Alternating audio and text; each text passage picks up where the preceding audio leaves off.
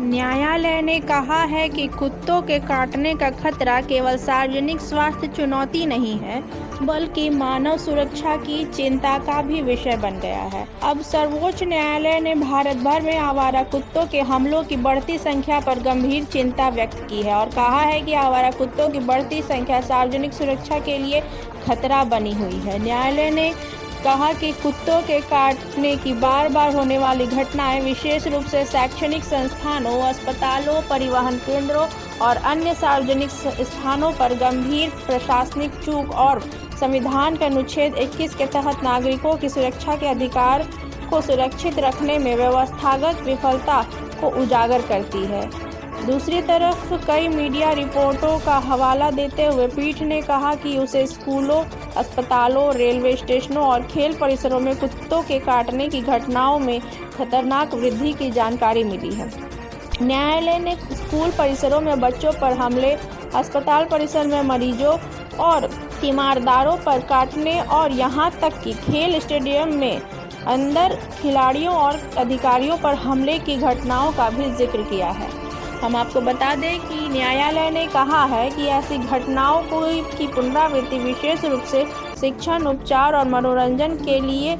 बने संस्थागत स्थानों में न केवल प्रशासनिक उदासीनता को दर्शाती है, बल्कि इन परिसरों को रोके जा सकने वाले खतरों से सुरक्षित करने में प्रणालीगत विफलता को भी दर्शाती है। आपको हम बता दें कि न्यायालय ने कहा है कि 90% से ज़्यादा मानवीय मामले घरेलू या आवारा कुत्तों के काटने से होते हैं। इस समस्या का सबसे बड़ा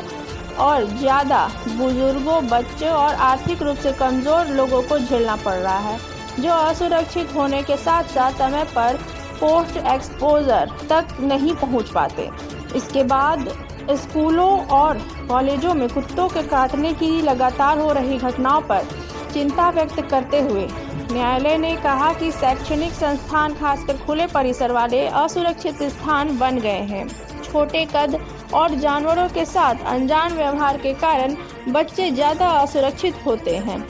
जिसके बाद पीठ ने विशेष रूप से national law school of India university Bengaluru का उल्लेख किया है, जहां कथित तौर पर बड़ी संख्या में आवारा लोगों की आबादी छात्रों, कर्मचारियों और शिक्षकों की सुरक्षा के लिए खतरा बन रही है। इसी तरह अस्पताल जिन पर कुत्ते के काटने के पीड़ितों का इलाज करने की जिम्मेदारी है भी असुरक्षित हो गए हैं। वो